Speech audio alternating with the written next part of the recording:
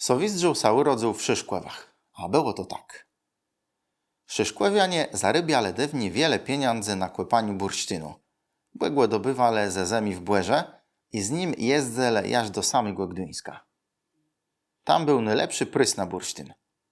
Jak zawiozłeś do Gdyńska pełną kłebiełka bursztynu, tak dużego jak piast, te i mogłeś sledkłe dostać 1000 talarów i z biedeka stełby całe drazu pana.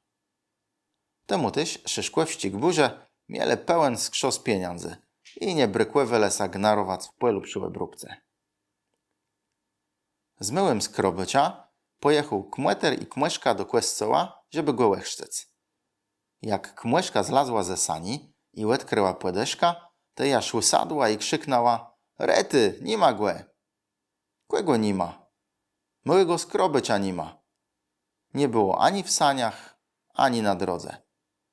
Skrobyciowa jaszłet wyrzasu łemglała, a tej dostała łygryśka. Tej poszległo szukac i nalezle myłego skrobycia, jak leżał w śniegu i noga ma grajdył. Tedy była łycecha nie płetymu.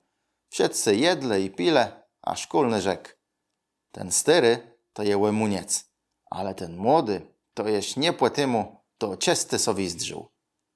I tak myły skrobyć sowizdrzała łestył na cały ziecy.